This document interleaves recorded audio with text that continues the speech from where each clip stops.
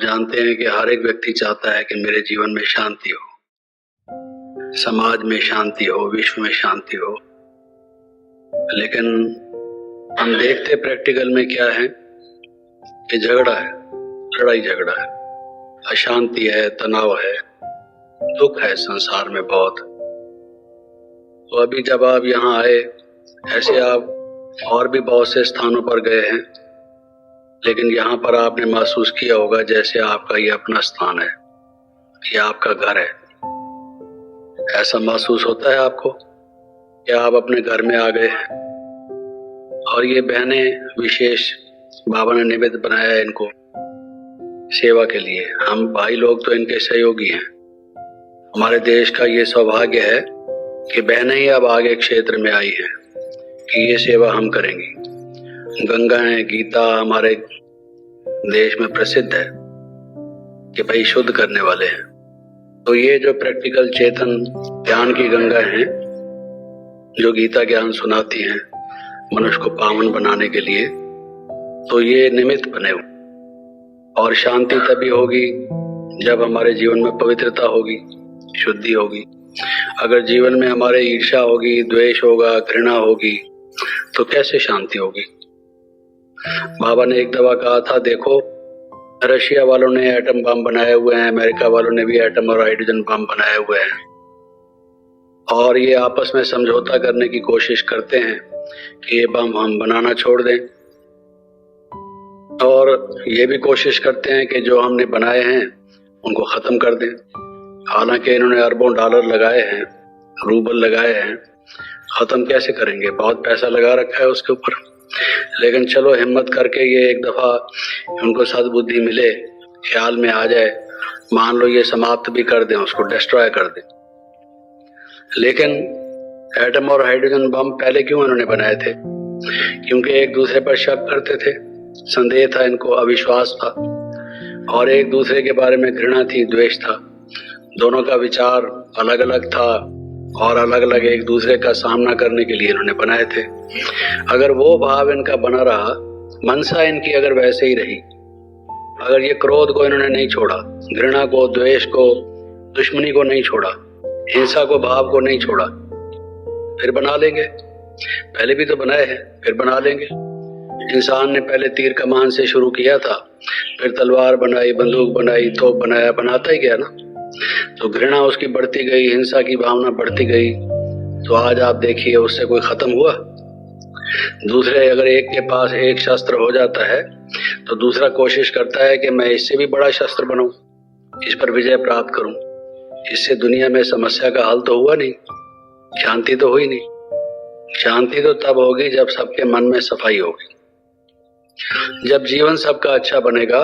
हर कोई दूसरे को प्रेम की दृष्टि से देखेगा, अहिंसा की दृष्टि से देखेगा, अपना भाई समझेगा, विश्व को अपना एक परिवार समझेगा। अगर परिवार नहीं समझेगा, गैर समझेगा, दुश्मन समझेगा, तो कैसे शांति होगी? तो ये बहनें हमें उस ईश्वरी ज्ञान को समझाती हैं कि आत्मा आत्मा, भाई भाई हैं। कहते तो हैं हिंदू, मुस्लिम, सिख, ईसाई, हम सब हैं आपस में भाई भाई। लेकिन भाई भाई कैसे हैं? हर एक के माता पिता तो अलग है, तो भाई भाई कैसे हो गए हम? एक परमात्मा की हम सब संतान हैं। जब हम ये सब समझेंगे तब हम समझेंगे हम आपस में भाई भाई। और नहीं तो आज एक माँ बाप लौकिक की संतान होने के नाते भी भाई भाई आपस में मुकदमा करते हैं, कोर्ट में जाके झगड़ा करते हैं। वो कहता है मेरी जमीन यहाँ तक है, वो कहता है नहीं तुम्हारी तो यहाँ तक है, मेरी है। ये तो झगड़ा करते हैं, बंटवारे में भाई भाई भी झगड़ा करते हैं आपस में, घर घर में नफरत है। तो वो जब तक ये सद्गुण नहीं आएंगे, दैवी गुण नहीं आएंगे, नम्रता नहीं आएगी, मधुरता नहीं आएगी, संतोष नहीं आएगा, सहनशीलता नहीं आएगी, एक दूसरे से बैठकर कोई बात को निपटाने के लिए शांतिपूर्वक व्यवहार नहीं करेंगे, हमारा चरित्र जब तक ऊंचा नहीं उठेगा तो शांति कैसे होगी?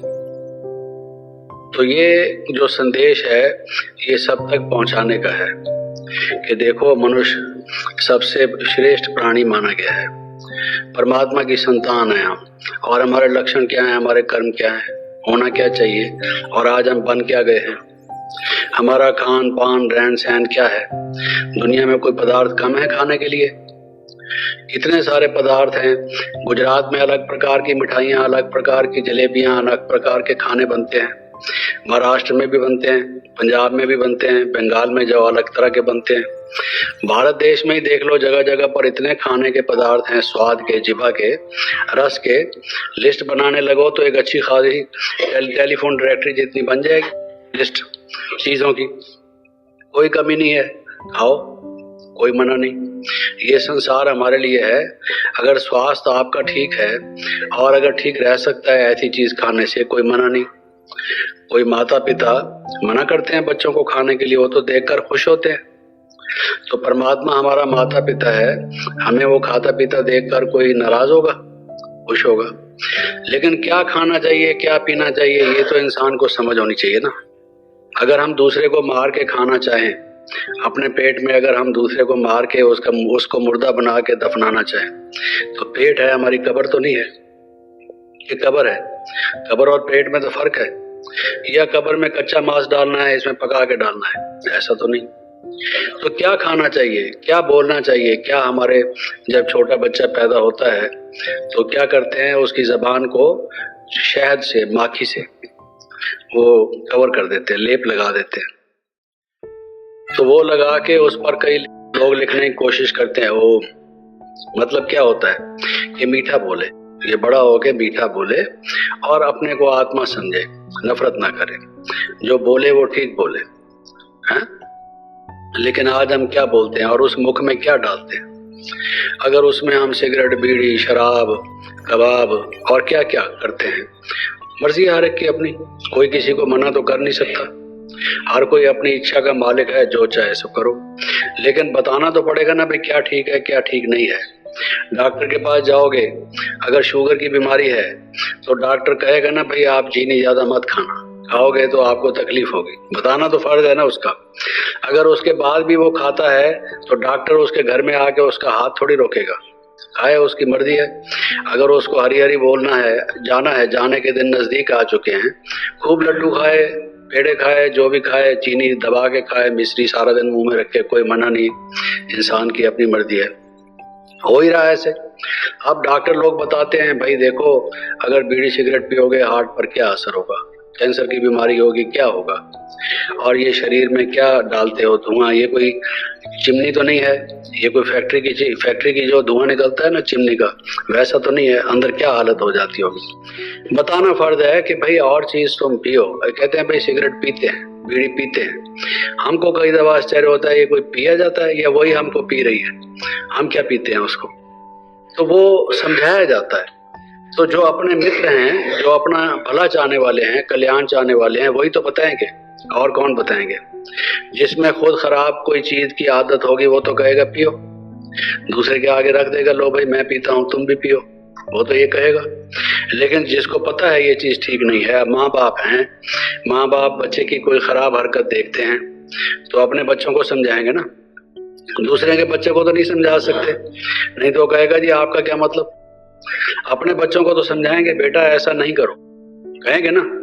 तो ये बहनें भी जिनको हमारे से हमदर्दी है और ये समझते हैं कि हमारे ये भाई बहन अच्छे हों, इनका स्वास्थ्य भी अच्छा हो, इनके मन में भी खुशी हो, इनका जीवन आयु इनकी बड़ी हो, शांतिपूर्वक जीवन व्यतीत करें, तनाव इनके मन में ना हो, तो क्या बोलना, क्या खाना, क्या रहना, कैसे करना, कैसे चलना, कर्म क्या है, विकर्म क्या है, ये हमको बताएंगे ना। तो ये अच्छा भाव है ना, इनकी अच्छी सेवा है ना। ये संदेश हमने एक एक व्यक्ति को, हर एक को भेजना है। बाबा हमें कहते देखो, अगर कोई माँ बाप यज्ञ रचता है, अगर घर में कोई उत्सव होता है तो सब बेटों को संदेश दिया जाता है ना। कोई आप में से जो हैं यहाँ पर, अगर किसी के बच्चे कहीं महसाना में रहते हैं, कोई अहमदाबाद में रहता है, कोई व्यक्ति लंदन चला गया है, वहां जाके कोई बड़ा हो गया, आबाद हो गया है, कोई दिल्ली में रहता है, कोई अमृतसर में उसका रिश्तेदार रहता है, घर में कोई शादी का मौका है, तो आप चिट्ठी भेजोगे ना कि भाई फलां मौका है आप भी आना, हर एक को लिखोगे। अगर नहीं लिखोगे, अगर वो बाद में उसको मालूम पड़ा कि ये काम हो गया है, आपको मिलेगा, आपको कहेगा भाई आपने तो हमको बुलाया भी नहीं, बताया भी नहीं, आप तो कहते थे आपका प्यार है हमसे, देख लिया हमने आपका प्यार, आपने तो भुला दिया हमको। वो लेना देगा ना, समझते हैं ना इस बात को। तो उसका फर्ज बनता है हर एक को इतला दे, कोई आए या ना आए, वो उसकी मर्जी है, लेकिन समाचार देना, निमंत्रण देना तो चाहिए। तो परमात्मा कौन है? हमारा माता पिता। वो माता पिता कहता है देखो ये दुनिया बहुत खराब हो चुकी है, अशांति फैल गई है, दुख फैल गया है, रोग फैल गया है। अरे इतने देश, हमारे देश में कितने लोग तो गरीब हैं जिनको खाना भी पूरा नहीं मिलता, दवाई के लिए पैसे नहीं, बच्चों को स्कूल में शिक्षा नहीं दे सकते, उनको कोई काम करने का धंधा नहीं। सारे आंकड़े अगर आप देखो अखबारों में छपते रहते हैं, यूनाइटेड नेशंस जो विश्व की वो संस्था है वो भी छापती रहती है। क्या हालत है दुनिया की। हमारे कितने भाई बहन दुखी हैं, कितनों को बेचारों को कोई सुविधा नहीं। ऑर्डिनरी एक मनुष्य के जीवन जीने का स्तर जो होना चाहिए वो भी उनको सुविधा नहीं, साफ पीने जैसा पानी नहीं मिलता, और बात तो छोड़ दो। अच्छा, और जिनको ये चीजें मिलती हैं, शहरों में आप जाओ वहां पर धुआं इतना है गाड़ियों से निकलने वाला और फैक्ट्रियों से निकलने वाला, वहां हवा नहीं शुद्ध। हवा, बहन जी बता रहे थे, मैं पूरा तो गुजराती जानता नहीं, थोड़ा थोड़ा समझ रहा था, कह रहे थे भाई ये दिल्ली में रहता है, तो दिल्ली कोई अच्छा स्थान थोड़ी है, दिल्ली तो बहुत खराब स्थान है, करप्शन सबसे ज्यादा वहां है। और आप देखोगे कि कितना धुआं है। आप दिल्ली आके 2-3 दिन रहो, जब यहाँ आओगे तो आपके फेफड़ों को महसूस होगा कि आप मैं ठीक जगह पर आ गया। गांव में जहां आप रहते हैं कितनी शुद्ध हवा है, और वहां पर तो आप बैठेंगे, अगर गाड़ी आपकी कहीं जहां रुकी, रेड लाइट आ गई और आसपास भी सारी गाड़ियां खड़ी हुई हैं, तो आपको ऐसा लगेगा सारा धुआं ही पी रहा हूं मैं तो, है जी। क्या उस वक्त हालत होती है। कुछ समय पहले गवर्नमेंट ने कोशिश की कि जो ट्रैफिक पुलिस वाले हैं उनको वो मुंह पर लगा दिया जाए, अखबार में भी छपा था फोटो 2-4 का, जिससे कि वो बेचारे, उनको तो बीमार पड़ जाते हैं।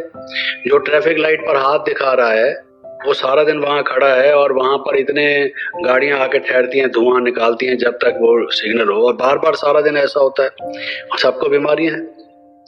उनको, उनके जो जोड़ हैं उसमें दर्द है, सांस ठीक ले नहीं सकते, आंखों में जलन है, क्या क्या बीमारियां नहीं है उनको। तो उनका ये हुआ भाई इनको कितने साल के बाद रिटायर कर दो, या तो कितने साल के बाद इनकी ड्यूटी बदल दो। अगर ये इसी ड्यूटी पर रहेंगे तो मर जाएंगे बेचारे, बीमारियां होंगी, इनकी क्या हालत होगी। वहां पर शुद्ध हवा नहीं मिलती। ऐसी दुनिया की हालत है, जीवन हमारा बिगड़ चुका है। जो हमारा जैसा जीवन होना चाहिए, जैसे वो वायु की शुद्धि नहीं, जल की शुद्धि नहीं, ऐसे हमारे मन की शुद्धि भी तो नहीं। मन में भी तो झूठ, फरेब, धोखा है, और दुश्मनी और घृणा ये लगे पड़े हैं, ये मन की शुद्धि नहीं। तो वो शांति कैसे हो सकती है। ओम शांति ओम गीत कह रहा था, लेकिन शांति होगी कैसे बताओ। तो ये ठीक करना पड़ेगा ना सब, खराब भी हमने किया है, ठीक भी हमें ही करना पड़ेगा। अगर हम छोड़ के भगवे कपड़े पहन के जंगल में चले जाएं, कुटिया बना के रह जाएं, रह तो सकते हैं, चलो इस दुनिया की लफड़ों से तो थोड़े दिन बच जाएंगे, लेकिन इस दुनिया का अन्न जल हमने खाया है, समाज की सेवा हमने ली है, हमारा कुछ फर्ज नहीं बनता है इसकी सेवा करना, हम छोड़ के चले जाएं अपने स्वार्थ में। इसको ठीक नहीं करने का है। जिसने इतना कुछ हमें दिया है समाज ने, तो हमें उसको कुछ नहीं देना है, खा पी के मौज उड़ा के चले जाना है, ये तो गलत बात है। तो ये बहनों का कहना है, उस शिव बाबा का, परमपिता परमात्मा का कहना है कि मेरे बच्चों को निमंत्रण दो, हर एक को निमंत्रण दो, एक भी खाली न रहे, बुलाना न दे कि परमात्मा को कहते हैं माता पिता है, उसने मुझे निमंत्रण दिया नहीं। किस चीज का निमंत्रण। जब हम किसी को कहते हैं ना भाई ईश्वर का निमंत्रण, गॉडली इनविटेशन, तो लोग हंसते हैं। कहीं क्यों हंसते हैं, आप समझे मेरी बात को, क्यों हंसते हैं। हम कहते हैं ना ईश्वर का निमंत्रण है, गॉडली इनविटेशन है, वो समझते हैं जब आदमी शरीर छोड़ जाता है ना, वो होता है गॉडली इनविटेशन। ऊपर से जब निमंत्रण आता है आदमी को, फिर वो इस दुनिया में थोड़ी रहता है। हम उनको कुछ और कहते हैं, वो समझते कुछ और है। हम उनको कहते हैं ईश्वर का निमंत्रण है, तो पहले ही बात सुनने से पहले ही वो अपना फैसला करके अपना ईश्वर का निमंत्रण कहते हैं, नहीं जी नहीं, अभी तो हमारे बच्चे छोटे हैं, ईश्वर का निमंत्रण नहीं। समझा। वो समझते हैं ये शायद हमारे ब्रह्मलोक परलोक से धारने की बात कह रहे हैं। डरो नहीं, ईश्वर का वो निमंत्रण हम नहीं कह रहे, जाना तो है सबको, लेकिन वहां ऐसे थोड़ी जा सकते हैं। अगर सब वहां जाने लगे, वहां भी आबादी बढ़ जाएगी, वहां भी जेल खाने हो जाएंगे सब। जो ऐसे करामात करके जाएंगे उल्टे सुल्टे, अगर सभी के सभी, जब कोई मर जाता है तो क्या लिखते हैं अखबार में, स्वर्ग से धारा, लेकिन अगर मान लो हर एक तरह का व्यक्ति स्वर्ग में जाने लगे तो स्वर्ग है या क्या है वो, आप सोचिए, स्वर्ग थोड़ी हुआ। तो अच्छे कर्म करने से कहाँ आदमी जाता है, बुरे कर्म करने से क्या होता है? ऐसे ही थोड़ी निमंत्रण मिलेगा तो सीधे ही परलोक चले जाएंगे। यहाँ से मद्रास जाना पड़ता है बाई एयर, तो भी कितना पैसा गवर्नमेंट हवाई जहाज का लेती है। और परमात्मा के पास ब्रह्मलोक में जाओगे जहाँ कोई जहाज भी नहीं जाता, रॉकेट भी नहीं जाता, जिस स्थान से भी वो तुम्हें ले जाए वो मुफ्त में चले जाओगे। ऐसे ही जो किया है वो सब साफ हो जाएगा, ऐसा नहीं है। वो निमंत्रण हम नहीं कह रहे। परमात्मा जो हमें निमंत्रण देता है वो कहता है पवित्र बनो, पवित्र बनो और योगी बनो। मैं आपका पिता हूँ, मैं दुख हरता हूँ, सुख करता हूँ, आपको सुख देता हूँ। मेरे से पूछो, माँ बाप की प्रॉपर्टी होती है ना, जिसकी बहुत प्रॉपर्टी हो, बहुत जायदाद हो, बहुत उसकी मिल्कियत हो, धन मकान साधन बहुत हो, बेटा हो नहीं, तो सोचता है ये मैं किसके लिए कर रहा हूँ, किसको दे के जाऊंगा, सोचता है ना कोई। और ये हम सब परमात्मा के बच्चे हैं, तो वो भी सोचता है मैं अपने बच्चों को क्या दूं। कोई माँ बाप ऐसा है जो बच्चों के लिए नहीं सोचता? मैं तो नहीं समझता। जिसका होश ठीक है, दिमाग ठीक है, हर एक व्यक्ति अपने बच्चों के लिए सोचता है मैंने इसको क्या शिक्षा देनी है, इसको क्या करना है, क्या नहीं करना, कुछ ना कुछ तो उसके लिए सोचता है। तो परमात्मा को आप रोज कहते हो त्वमेव माता च पिता त्वमेव, त्वमेव बंधु च सखा त्वमेव, त्वमेव विद्या द्रविणम त्वमेव, त्वमेव सर्वम मम देव देव। कहते हैं ना, हे प्रभु आप हमारे माता पिता हो। अब वो माता पिता है तो हमारे लिए कुछ नहीं सोचता है, सिर्फ नाम का माता पिता है। अगर किसी के माँ बाप हों और वो बेटे को नाना नानी पालते हो बचपन से, माँ बाप से मिलना ही बहुत कम हुआ हो, तो उसका प्रेम किससे होगा? नाना नानी से। उसको कहो ये तेरे माता पिता हैं, तो वो कहेगा किस नाम के माता पिता हैं, इन्होंने किया तो कुछ भी नहीं मेरे लिए। तो वो परमात्मा कोई सिर्फ नाम का माता पिता थोड़ी है, वो तो दाता कहा गया है, दाता, सबका दाता, देने वाला। कहते हैं ना देव देव, तू देवों को भी देने वाला है, हमको भी देने वाला है, सबका देवों का भी देव है। देव उसको कहते हैं जो देने वाला, वो देता है हमको। तो वो परमात्मा हमको देना चाहता है सुख शांति, स्वास्थ्य, लंबी आयु है और पवित्रता। सबसे बड़ी बात यह है पवित्रता। परमात्मा को कहते हैं भाई प्रेम का सागर है, आनंद का सागर है, परम पवित्र है। तो वो वैसा हमको बनाना चाहता है। कोई चाहता है मेरा बेटा जो है वो गंदा हो, कपड़े खराब हो, मिट्टी में लटका हुआ हो, साफ सुथरा ना हो, नहाया धोया हुआ, अच्छे कपड़े पहने हुए, बाल ठीक बनाए हुए, जेंटलमैन, अच्छा लगता है ना कि इसका बेटा है। किसका बेटा है? ये इसका बेटा है फलाने का, ये अच्छा रहता है। और ये देखो ये ऐसे है जैसे कब्र से उठ के आया हो। दोनों में फर्क होता है ना, कौन सा अच्छा लगता है? तो परमात्मा ये संदेश देना चाहता है और बहनें वो कार्य कर रही है। उसमें आप सब ने, हम सब ने सहयोगी बनना है। गांव गांव कहते हैं भाई India lives in villages, Bharat देश जो है वो गांव का देश है, कृषि प्रधान देश है।